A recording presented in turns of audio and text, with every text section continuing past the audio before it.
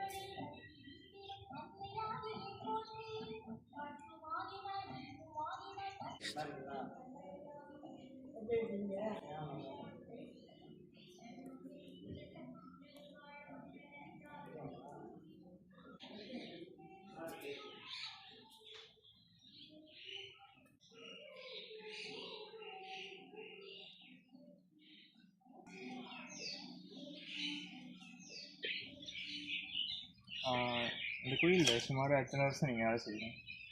இங்கே வந்து 3 வருஷம் ஆகுதுங்க. 3 வருஷம் ஆகும். 2.5 வருஷம் ஆகுது.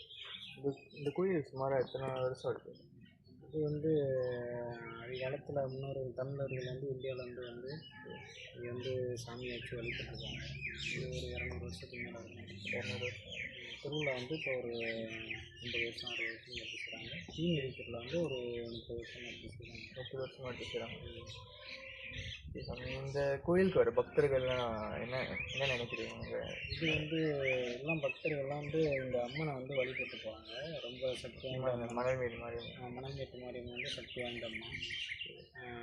எல்லோரும் வந்து இங்கே வந்து வழிபட்டு போனோன்னா மன நிறைவோடு போவாங்க. ஏன்னா அவங்க வேண்டுனது பூரா நிறைவேறும். திரும்ப வந்து நன்றிலாம் செஞ்சுருப்பாங்க. தீமிதி அதெல்லாம் சக்தி வாய்ந்த அம்மா நல்லதே நடக்கும். அதனால் பக்தர்கள் வந்து மன நிறைவோடு போவாங்க. மிக்க நன்றி சாமி.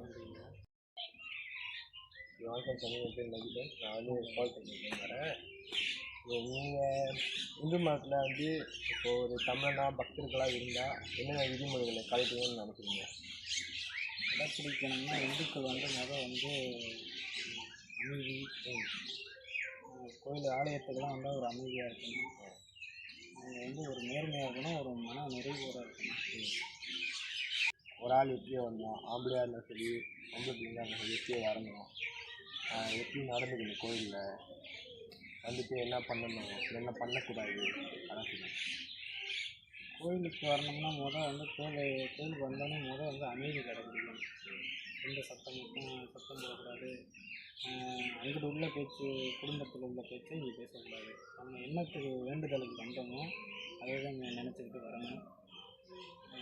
வந்தோடனே வந்து ஆணாக இருந்தால் ஒரு பாரம்பரியமான வேட்டி சட்டை இதோட வரணும். பெண்களாக இருந்தால் புடவை, இல்லைன்னா அது வேறு சுடிதார், அந்த மாதிரி முழு ட்ரெஸ் அணிஞ்சு வரணும். வந்து இங்கே ஒரு மன நிறைவோட அம்மனை வந்து வழிபடுறதுன்னா ஒரு